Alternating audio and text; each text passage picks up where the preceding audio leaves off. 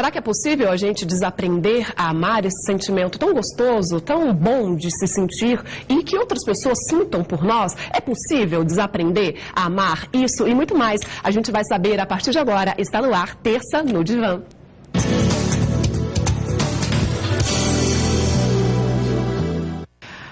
Com ela, Ieda Benedetti, sempre participando das nossas Terças no Divã. Seja bem-vinda mais uma vez. Obrigada. Boa tarde, pessoal aí de casa. Vamos começar o programa, antes de discutir o tema, dizendo o seguinte: algumas questões dos programas anteriores têm causado alguma polêmica e nós optamos para que as coisas possam ser respondidas pelas redes sociais, tá? Nós discutimos aqui como faríamos com essas polêmicas e então ficam abertas as redes sociais para responder as questões e assim, devagar eu estou respondendo para quem já está perguntando.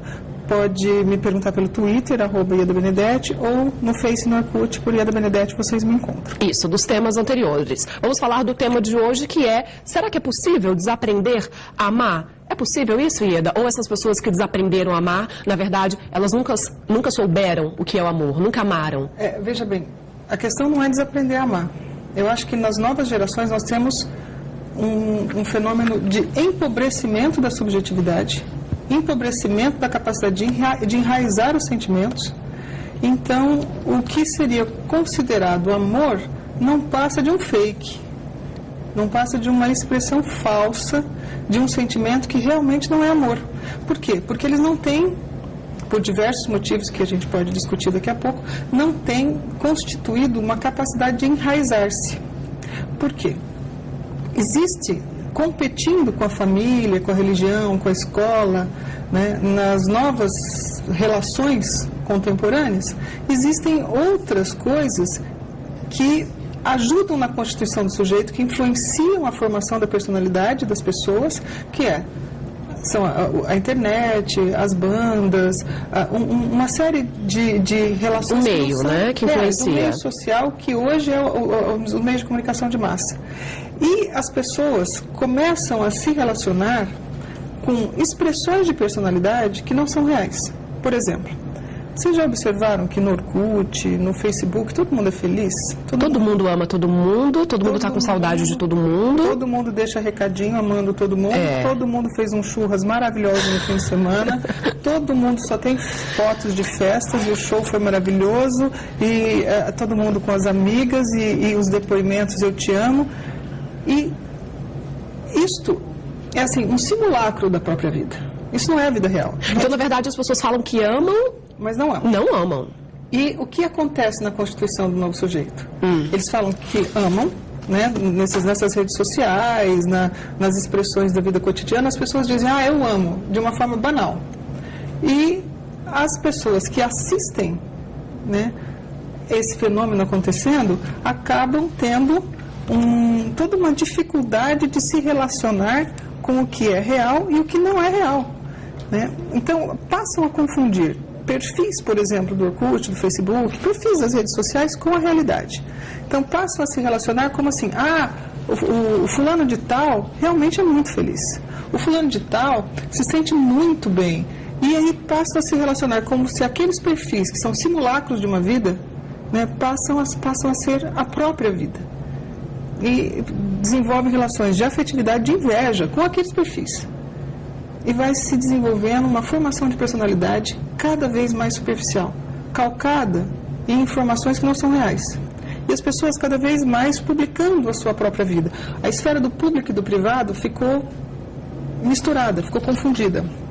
Então, as pessoas acabam de fazer alguma coisa e estão publicando nas suas redes sociais. Tem essa necessidade que as outras pessoas veem. As coisas mais íntimas são publicadas. Desde as coisas simples até coisas extremamente íntimas que num primeiro momento a gente só contava para a melhor amiga e muito tempo depois contava para a mãe, né? Hoje acaba de acontecer, está no Twitter, está no Face, quando não em tempo real.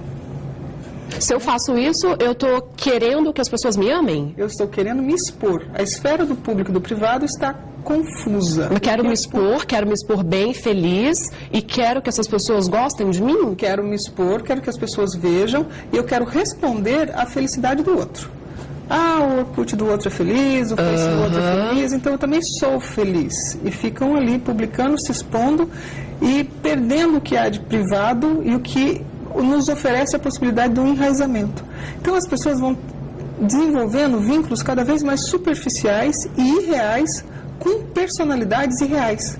As pessoas passam a se relacionar não com o sujeito, mas com o perfil do sujeito. E o que ele quer passar, né? E isso, com o perfil que ele desenvolveu. Então, nós temos, juntamente com as outras influências que nós já tínhamos, que seria a família, a religião, a escola, nós temos outras coisas competindo com a formação de personalidade, que são, por exemplo, as redes sociais, o grupo de rock, o cara do sucesso, né? E ao mesmo tempo que tudo acontece de forma muito intensa, né? Nas redes sociais, eu te amo, eu amo o ídolo que está fazendo sucesso, tudo isso é efêmero, é transitório, daqui a pouco não é mais. As pessoas estão se relacionando com essa transitoriedade. As pessoas de 20, 30 anos atrás, elas amavam mais? Elas de verdade? Elas tinham mais tempo para criar um aprofundamento e um enraizamento nas relações que hoje não acontece. Então, uma das grandes dificuldades que nós temos hoje na constituição das novas formações é a transitoriedade, das novas constituições de personalidade, é a transitoriedade. Como as coisas são extremamente transitórias. E do mesmo jeito que são transitórias na moda, do mesmo jeito que são transitórios no âmbito das relações pessoais e nos grandes amores, né, pelo meu ídolo e pelos meus amigos, que você conheceu ontem e amanhã eu te amo público, né, de público nas redes sociais. Então, essas pessoas, elas vão estabelecendo relações altamente transitórias, não conseguem se aprofundar e formam personalidades mais rasas. Há 30 anos, né, nós tínhamos mais tempo de elaboração, então havia um enraizamento maior. Hoje as pessoas se protegem com a transitoriedade, elas ficam e trocam esse ficar rapidamente. Né? Há 30 anos as pessoas tinham mais tempo para se aproximar das pessoas e as relações eram menos efêmeras. Então, esse declínio da capacidade de amar não é só um declínio, né, de desaprender a amar, é desaprender a enraizar todas as relações, desde as relações de amor até os demais vínculos, com o trabalho, com a família, com a educação, com os estudos. Tudo é muito mais transitório, tudo é muito mais produto de consumo. As pessoas usam uma roupa por menos tempo, as pessoas têm amizades por menos tempo. Está tudo descartável hoje, né? Inclusive o amor. Inclusive o amor. Que é o nosso tema. Então, o que acontece com o amor é fruto de um relacionamento muito mais amplo. E com isso, o que acontece? As pessoas têm muito mais problemas sexuais. Muito mais problemas sexuais. Por exemplo, as pessoas não têm tanto tempo de se conhecer, de melhorar a intimidade, de aprofundar a intimidade, para, num segundo momento, passarem a ter um vínculo social, um vínculo sexual. Que já existe a troca ali de imediato. Porque é muito rápido. As pessoas não dão tempo ao tempo, né? Ou se conhecem por algum tempo, não desenvolveram nenhuma relação mais íntima, não há um conhecimento mais profundo, e aí o relacionamento sexual, ele antecede os relacionamentos sociais já. Né? O consumo do sexo é muito rápido, e as relações sociais, elas são, as relações sociais e afetivas, elas acontecem mais lentamente. Então as pessoas passam a ter muito mais problemas sexuais hoje. Concordo que essa troca, ela é exagerada, mas antigamente, Ieda, sua mãe, os seus avós, os meus pais, eles se casavam com o primeiro namorado com 15, 16 anos, a mulher já ficava grávida e eles ficavam o resto da vida juntos. Existe amor aí? Ou é companheirismo, é porque antes não podia, com quem você casou, você vai morrer com aquela pessoa. Não podia existir essa troca como existe hoje. Os dois casos eu considero bem problemáticos. No primeiro momento, como dizer, quando minha mãe, minha avó, né, há 30, 40 anos, quando existia todo um processo de repressão sexual, especialmente sobre a mulher, os relacionamentos sexuais eles eram proibidos. E, num segundo momento, obrigados. Ou seja, você não pode, até o dia do casamento, depois do casamento você é obrigado. tá? E aí os relacionamentos passavam a ter uma obrigatoriedade e as pessoas se conformavam, ou até em alguns casos havia sim amor, mas não havia uma garantia de que esse amor existisse. Existiam casos de amor, sim, não estou dizendo que todo casamento era uma pressão, todo casamento era horrível, mas existia uma obrigatoriedade que pesava sobre as relações afetivas, sociais e sexuais. O que aconteceu hoje, né? O que mudou é que deixou de ser algo proibido, a sexualidade, por exemplo, passou de ser algo proibido para ser algo banal. São dois extremos. Dois extremos. Do mesmo jeito que, no primeiro momento, ninguém podia, hoje, parece-me que as pessoas têm obrigação e precisam Todos podem. Cumprir meta. Ou acham que podem, né? Precisa cumprir meta. Não, é obrigatório. Nossa, não, a pessoa não está tendo relacionamento sexual com ninguém. Nossa, que horror, precisa ter. O que está acontecendo, né? E assim, você é virgem? Né? Causa espanto. Então, eu considero as duas vertentes patológicas.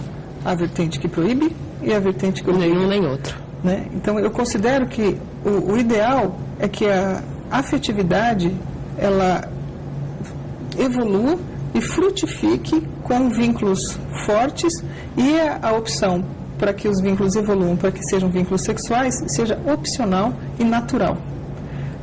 Que o que no primeiro momento era proibido, no segundo momento é obrigatório, dos dois jeitos ele é destituído de verdade, aprofundamento e resgate daquilo que se sente realmente. Porque quando havia uma extrema repressão dos vínculos afetivos e dos vínculos sexuais, as pessoas não conseguiam identificar o que sentiam. Né? Elas sentiam que eram obrigadas a casar, eles sentiam que eram obrigados a assumir responsabilidades, e hoje as pessoas sentem que são obrigadas a consumir vínculos.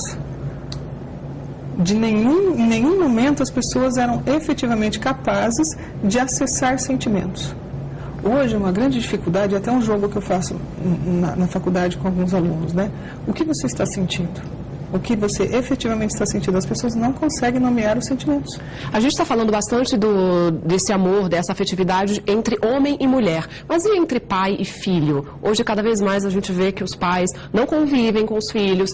Pai mata filho, filho mata pai. E esse amor entre amigos, será que mudou também?